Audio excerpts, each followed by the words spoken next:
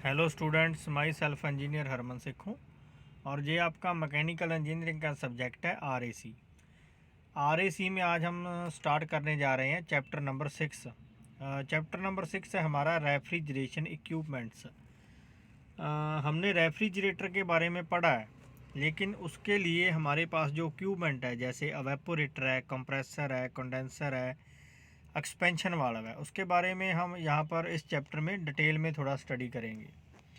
तो सबसे पहले हमारे पास इंट्रोडक्शन है, फिर हम कंप्रेसर के बारे में डिस्कस करेंगे और फिर हमारे पास है functions of compressor and types of compressor.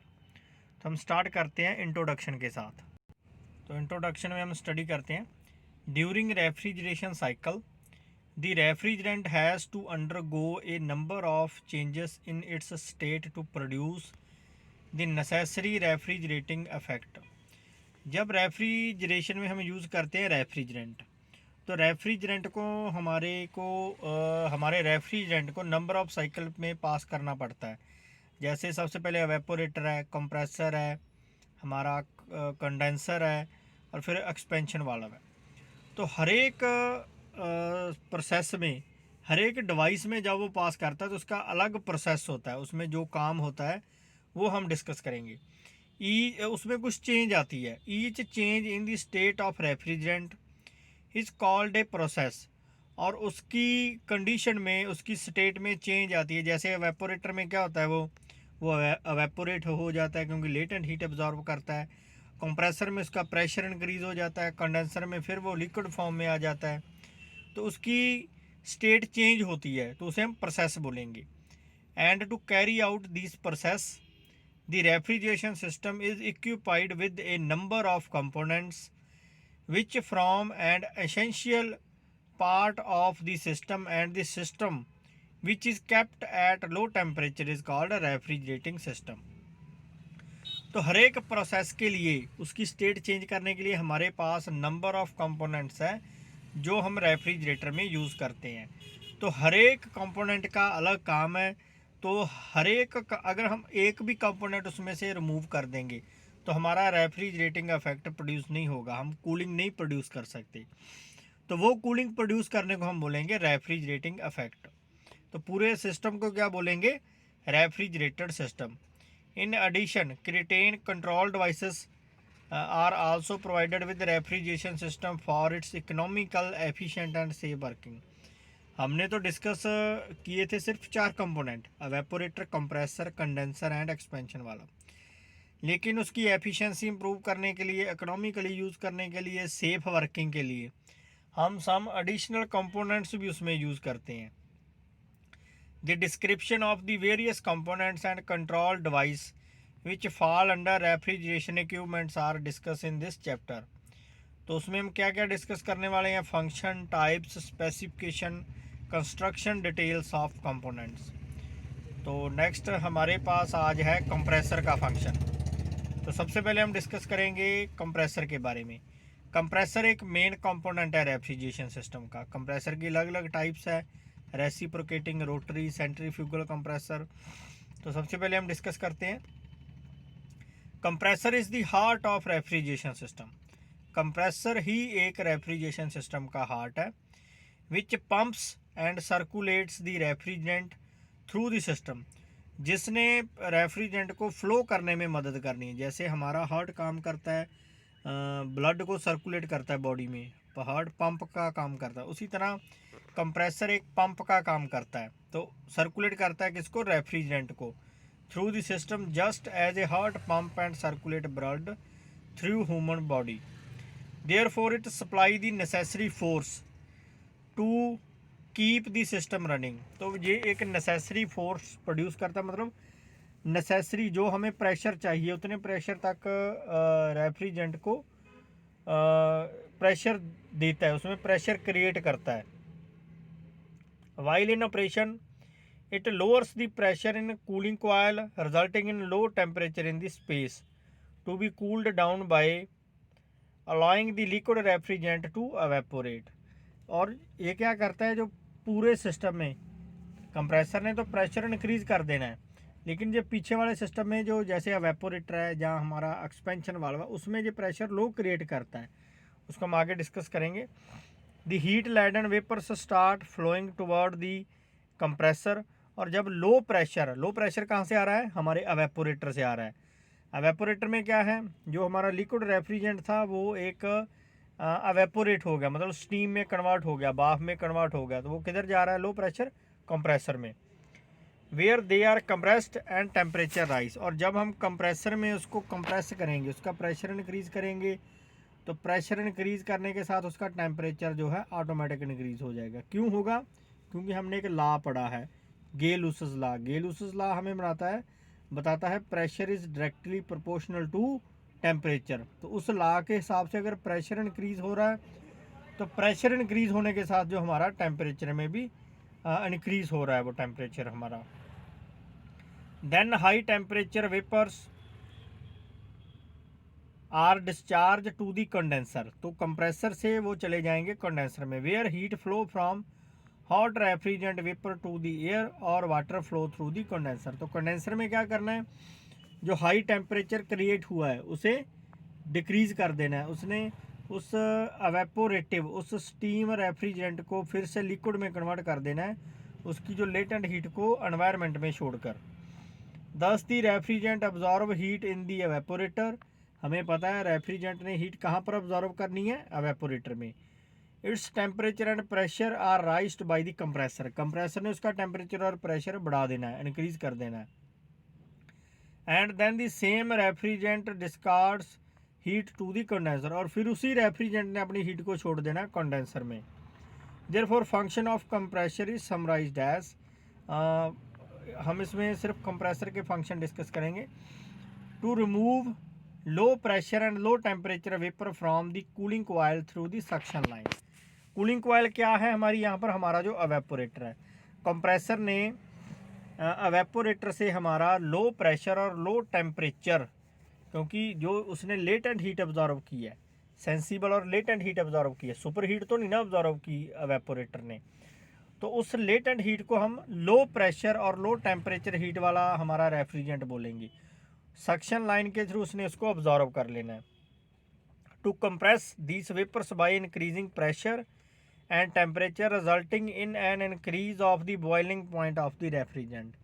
तो जब वो हमारा रेफ्रिजरेंट हमारा कंप्रेसर में आ जाएगा, तो कंप्रेसर ने फिर क्या करना है, उसको हाई टेम्परेचर दे देना है, वो एक बॉइलिंग पॉइंट तक पहुंच गया। कौन पहुंचा बॉइलिंग पॉइंट तक, हमारा refrigerant. The discharge the vapour at high temperature and high pressure to condenser through the discharge line, और वो जो हमारा रेफ्रिजरेंट है फिर कंप्रेसर से कहाँ पर चला गया, कंडेंसर में चला गया। तो नेक्स्ट हमारे पास कंस्ट्रक्शन डिटेल्स है कंप्रेसर की। Construction details of various types of compressor, there are mainly हमारे पास टू टाइप्स ऑफ कंप्रेसर है। फर्स्ट है रेसिप्रोकेटिंग कंप्रेसर और सेकंड है रोटरी कंप्रेसर। और एक है हमारे पास स्क्रू कंप्रेसर और दूसरा हमारे पास सेंट्रीफ्यूगल कंप्रेसर। तो जैसे the name are to be based of the action their mechanical parts, जैसे उसके नाम ही हमें बता रहे हैं। रेसिप्रोकेटिंग में क्या है, piston up and down move करेगा, रेसिप्रोकेटिंग कंप्रेसर हो गया। रोटरी में क्या है, हमारे वेन्स हमारे रोटर और रोटेट करेंगे तो एयर को कंप्रेस करेंगे। स्क्रू में क्या है, एक स्क्रू टाइप का एक ब्लेड लगे हैं हमारे, जब उनमें से हवा गुजरेगी, हवा बोलने का मतलब हमारा रेफ्रिजरेंट पास करेगा तो हाई प्रेशर क्रिएट कर लेगा। उसी तरह हमारा सेंट्रीफ्यूगल कंप्रेसर है, वेंस लगे हैं और रोटर लगे हैं, जब वो रोटेट करेंगे तो वेंस में से एयर टाइट कास्टिंग में से हमारा रेफ्रिजरेंट निकलेगा तो वो कंप्रेस हो जाएगा। तो हम इसे स्टडी करते हैं। The names are on the basis of action of their mechanical part. The compressor used in the modern vapor compression system are either of positive displacement और non-positive displacement। जो हमारे वेपर कंप्रेशन सिस्टम में use किए जाते हैं वो positive displacement और non positive displacement है। The reciprocating rotary and screw compressors are positive displacement compressor, और whereas the centrifugal compressor is non positive displacement compressor. इसने आगे कंप्रेसर को दो टाइप्स में डिवाइड कर दिया, पॉजिटिव और नॉन पॉजिटिव। पॉजिटिव में क्या आ गए, हमारे रेसिप्रोकेटिंग रोटरी और स्क्रू कंप्रेसर आ गए, और नॉन पॉजिटिव में हमारा आ गया centrifugal compressor. The compressors capacity is influenced by it's operating pressure. Compressor की जो कैपेसिटी, उसकी एफिशिएंसी हम मेजर कर सकते हैं, उसकी जो ऑपरेटिंग प्रेशर से भी कितना प्रेशर इंक्रीज़ कर रहा है। जैसे जो रेसिप्रोकेटिंग कंप्रेसर है वो कितने बार तक प्रेशर इंक्रीज़ कर सकता है, रोटरी कंप्रेसर कितने बार तक, तो वहाँ से हमारे पास इसकी कैपेसिटी आ जाएगी। The compressors capacity will be decrease if the discharge pressure increase above design point. Compressor capacity decrease हो जाती है अगर डिस्चार्ज प्रेशर ज़्यादा है above the design point, and the compressor capacity will increase if the suction pressure increase above design point. अगर suction से ही हमारा pressure ज़्यादा आ रहा है तो हमारा जो कंप्रेसर की कैपेसिटी को हम इंक्रीज़ कर सकते हैं। Therefore for an efficient compressor the desirability of carrying suction pressure is as high as possible and the discharge pressure as low as possible irrespective of refrigerant being used। तो अगर हमने ज़्यादा efficiency लेनी है compressor से तो हमें दो चीज़ों का ध्यान रखना होगा। एक तो उसके सक्शन प्रेशर का भी वो ज़्यादा होना चाहिए और दूसरा रखना होगा हमें डिस्चार्ज प्रेशर का वो कम होना चाहिए। तो हम उससे अच्छी कैपेसिटी, अच्छी एफिशिएंसी हम अपने कंप्रेसर से ले सकते हैं। तो फर्स्ट टाइप है हमारे पास रेसिप्रोकेटिंग कंप्रेसर। रेसिप्रोकेटिंग कंप्रेसर कौन सा है? Positive displacement compressor. In reciprocating compressor the main parts are cylinder, piston, connecting rod, crank shaft, cylinder head and valve. तो मेन पार्ट कौन सा है? सबसे मेन पार्ट तो है उसका सिलेंडर है। अगर सिलेंडर ही नहीं होगा तो पिस्टन किस में मूव करेगा? सबसे पहले हमारे पास सिलेंडर की ज़रूरत है। सिलेंडर में क्या चाहिए? हमें पिस्टन चाहिए जो अप एंड डाउन मूवमेंट करेगा, और उसके बाद हमें कनेक्टिंग रॉड चाहिए जो कनेक्ट करेगी हमारे पिस्टन को क्रैंक शाफ्ट के साथ। अगर क्रैंक शाफ्ट रोटेट करेगी तो ही piston up and down move करेगा। और सिलेंडर हेड चाहिए। हेड में क्या चाहिए? हमें एक इनलेट और आउटलेट पोर्ट चाहिए और वाल्व्स चाहिए जो इनलेट एंड आउटलेट वाल्व्स है हमारे। The piston reciprocates back and fourth in the cylinder. Reciprocating compressors are divided into three categories: open type, semi sealed type and hermetical sealed type compressor। तो आगे इसने 3 type में divide कर दिया। हमारे पास इसकी और टाइप्स भी है। सिंगल स्टेज रेसिप्रोकेटिंग कंप्रेसर जिसमें एक सिंगल सिलेंडर लगा होता है। मल्टी स्टेज जिसमें हम नंबर ऑफ सिलेंडर का यूज़ कर सकते हैं। 2 स्टेज कंप्रेसर भी हम यूज़ कर सकते हैं। तो लेकिन जो हमारे रेफ्रिजरेंट के लिए टाइप्स है वो है open type, semi sealed type और हर्मेटिकली सील्ड टाइप कंप्रेसर। तो जैसे ओपन टाइप में हम देख रहे हैं हमारे पास जो डायग्राम है, the working principle of single acting reciprocating open compressor is shown in figure and position of piston is shown bye PV diagrams. तो जो देखो, जो फर्स्ट ए में हम देख रहे हैं हमारा पिस्टन टॉप पे है। तो अगर पिस्टन सेकंड में देखो रोटेट करेगा, हमारी क्रैंक शाफ्ट रोटेट करेगी तो कनेक्टिंग रॉड पिस्टन को नीचे को लेकर आएगी। पिस्टन नीचे आएगा तो इनलेट वाल्व हमारा ओपन हो जाएगा। इनलेट वाल्व ओपन होने से जो सक्शन लाइन से हमारा रेफ्रिजरेंट आ रहा है वो इनसाइड एंटर हो गया। इनसाइड एंटर होने से वो पिस्टन को नीचे ले जाएगा और फिर जब पिस्टन ऊपर को मूव करेगा तो उसने उसका रेफ्रिजरेंट का प्रेशर और टेम्परेचर इंक्रीज़ कर दिया। और लास्ट में देखो आउटलेट पोर्ट ओपन हो गया और आउटलेट पोर्ट ओपन होने से हमारा जो डिस्चार्ज लाइन में चला गया, कहाँ चला गया? कंडेंसर में चला गया। तो डायग्राम में है हमारे पास ए से लेकर डी तक है डिस्चार्ज, जो डिस्चार्ज हो रहा है, और ए से लेकर बी तक है री एक्सपेंशन, और बी से लेकर सी तक है इनटेक आ रहा है, मतलब इनसाइड जो सक्शन लाइन से आ रहा है। फिर सी से लेकर डी तक कंप्रेस हो रहा है, डी से लेकर ए तक डिस्चार्ज हो रहा है, और ए से लेकर बी तक री एक्सपेंशन हो रहा है, मतलब दोबारा फिल हो रहा है वो। तो जैसे हम इसको थोड़ा स्टडी करते हैं, as shown in figure 6.1a the piston is at top dead centre, both the suction and discharge valves are closed. पीछे देखते हैं हम ए डायग्राम में, देखो बोथ ऊपर टॉप पे लगे सक्शन वाल्व और डिस्चार्ज वाल्व, दोनों वाल्व क्लोज्ड है क्योंकि पिस्टन हमारा टॉप डेड सेंटर पे है, उसने कवर किया हुआ है दोनों वाल्व्स को। The suction valve remain closed due to high pressure of the vapour entrapped in the clearance space or volume above the piston, and the discharge valve does not open due to its own weight or spring tension. The position of piston is shown by point A on PV diagram. तो PV diagram पे हमारी position है ए। दोनों valve close है, जो discharge valve है वो तो अपने लोड के साथ ही क्लोज है, और जो सक्शन वाल्व क्लोज है क्योंकि इनसाइड प्रेशर कम है, वैक्यूम क्रिएट किया हुआ है पिस्टन के सिलेंडर के अंदर। तो सेकंड पॉइंट है, as the piston moves downward indicated shown in figure 6.1b, the pressure of the entrapped vapor decrease because of increase in swept volume even below the evaporator pressure up to point B। तो हम B point पे पहुंच चुके हैं। A से लेकर B तक हमारा री एक्सपेंशन है। अभी हमारा जो कंप्रेसर फिल हो रहा है, सक्शन लाइन से हमारे पास वेपोरेटर से रेफ्रिजरेंट आ रहा है, तो पिस्टन डाउन को मूव कर रहा है। डाउन को मूव करने से हमारा सक्शन वाल्व ओपन हो गया। The curve AB on the PV diagram show the reduction of pressure by expansion of entrapped vapor in the clearance space. Thus, the suction valve open at point B. The further downward movement of the piston from B to C line BC on diagram is the intake or suction stroke. When the piston reaches at point C, the end of suction stroke, the suction valve closed by the spring action and discharge valve remain closed as before. तो ऐसे ऐसे पहुंचते पहुंचते हमारा piston down को move कर रहा है। जब वो सी डायग्राम में देखो सिर्फ एंड वाली पोजीशन पे पहुंच गया तो सक्शन वाल्व भी हमारा क्लोज हो गया। क्यों? क्योंकि हमारा जो पिस्टन का सिलेंडर है, पिस्टन के ऊपर वाली जगह वो कम्प्लीटली फिल हो चुकी है अवेपो हमारे रेफ्रिजरेंट के साथ। तो उसे हमने डायग्राम में शो किया गया ए से बी और बी से सी तक हमारा जो प्रोसेस है कंप्लीट हो चुका है। तो next, now the piston starts moving upward, और अभी हमने मैकेनिकल एनर्जी से पिस्टन को अपवर्ड मूवमेंट दे दी है। Compressing the vapours refrigerant, decreasing its volume and increasing its pressure.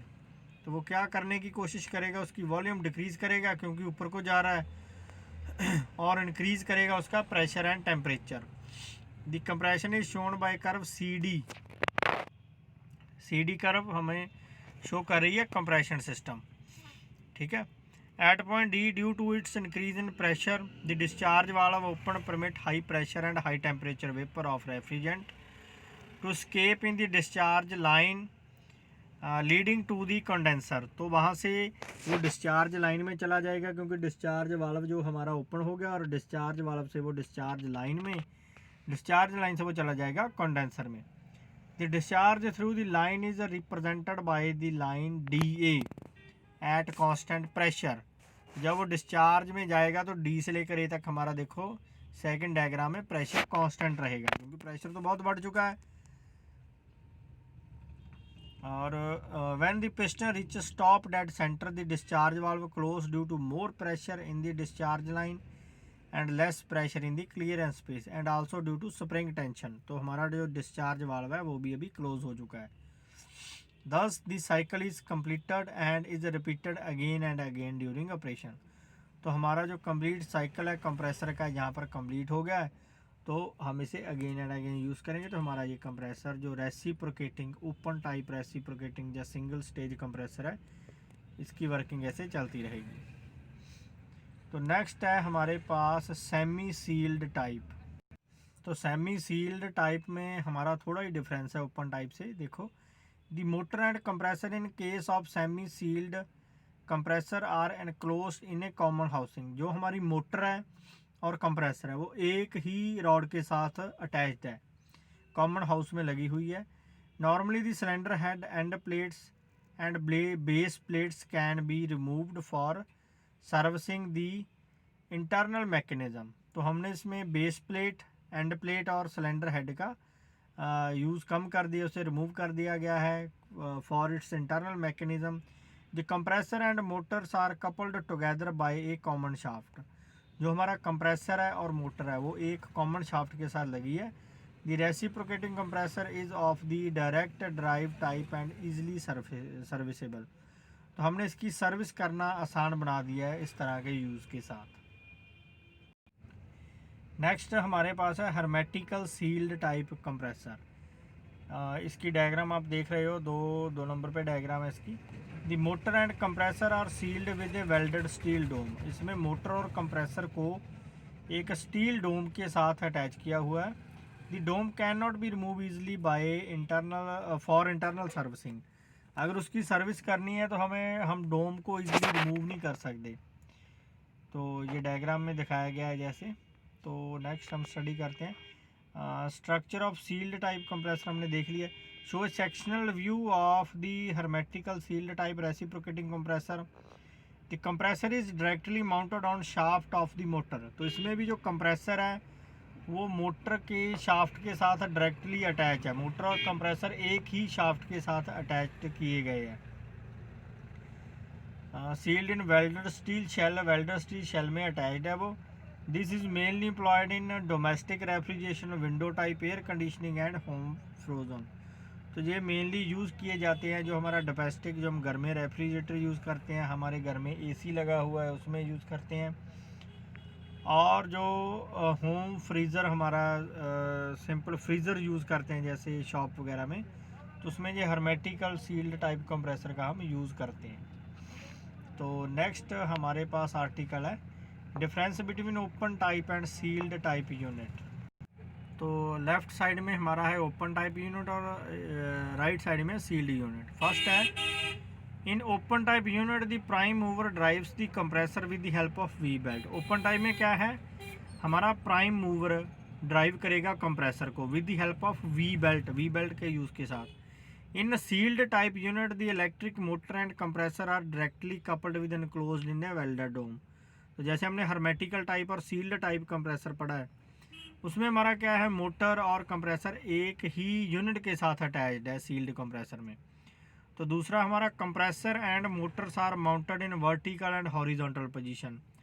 हमारा कंप्रेसर और motor vertical and horizontal position में लगे हैं। तो सील्ड टाइप में क्या है, compressor and motor are can be mounted in any position but generally motor remain on the top. Motor top में रहेगी लेकिन पोजीशन उसकी कोई स्पेसिफाइड नहीं है।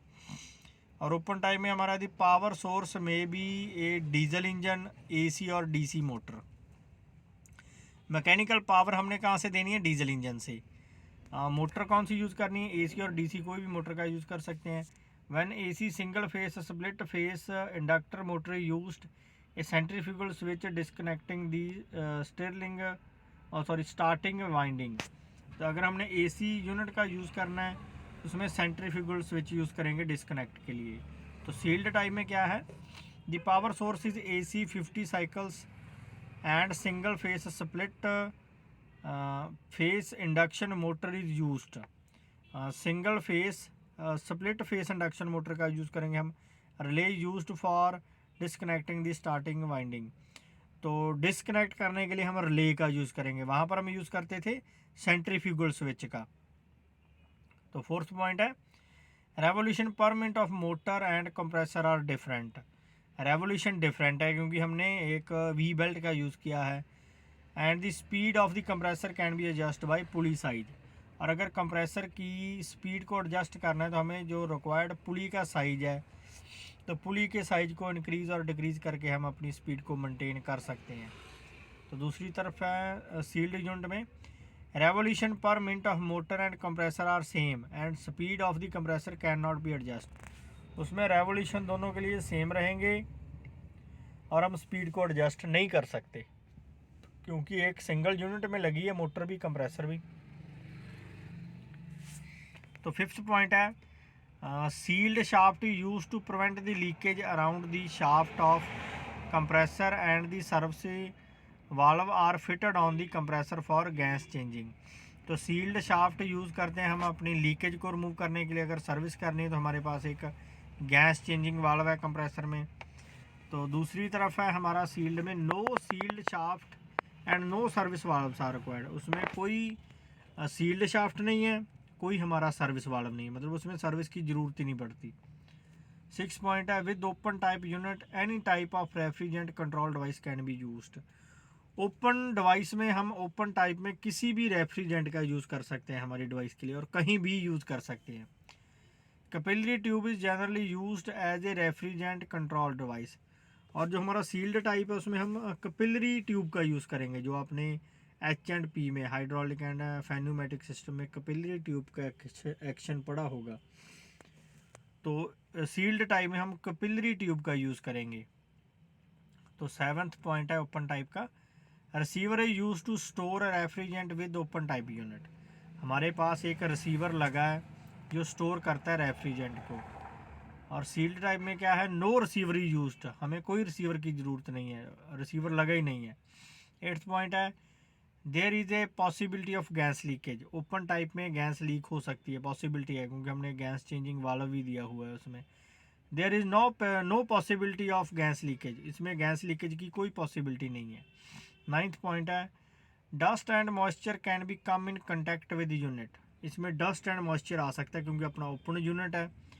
और it is a dust proof and moisture proof unit, इसमें ना तो डस्ट आएगी ना मॉइस्चर आएगा क्योंकि सील्ड यूनिट है। तो 10th पॉइंट है, इट ऑक्यूपाई मोर स्पेस, ज़्यादा स्पेस चाहिए उसे। Being compact unit it occupy less space, और उसे लेस स्पेस चाहिए। 11th पॉइंट है, it is used for domestic and commercial purpose, उसे डोमेस्टिक और इंडस्ट्री पर्पस के लिए भी यूज़ किया जा सकता है। और जो हमारा सील्ड टाइप है, it is use for domestic and small scales commercial purpose. ज़्यादा तो वो यूज़ होता है डोमेस्टिक में घर के लिए, और अगर स्मॉल स्केल इंडस्ट्री है तो वहाँ पर हम उसका यूज़ कर सकते हैं। और 12th पॉइंट है, रिपेयर ईजिली। ओपन टाइप को रिपेयर करना ईजिली है और सील्ड टाइप को रिपेयर करना डिफ़िकल्ट है, क्योंकि कोई हमने वाल्व नहीं दिया, कोई सील्ड शाफ्ट नहीं है, कोई होल नहीं है जिसमें से हम उसकी रिपेयर कर सकें। 13th पॉइंट है, no separate pump is required for evacuation and charging of the refrigerant. उसमें कोई हमारे पास सेपरेट पंप नहीं है एवैक्यूएशन के लिए या चार्जिंग के लिए। सील्ड टाइप में क्या है, हमारे पास एक सेपरेट पंप है, एवैक्यूएशन पंप है रेफ्रिजरेंट फिल करने के लिए। It is more noisy, open type की नॉइस ज़्यादा है क्योंकि ओपन है, रेसिप्रोकेट कर रहे हैं पिस्टन उसमें। और जो सील टाइप है इसी इट इज़ लेस नॉइसी, उसकी नॉइस कम है। तो ये आपका थोड़ा समझ आया होगा हमारा कंप्रेसर के बारे में। बाकी इसकी अगली टाइप्स हम कल को डिस्कस करेंगे। तो thanks to all of you, thank you.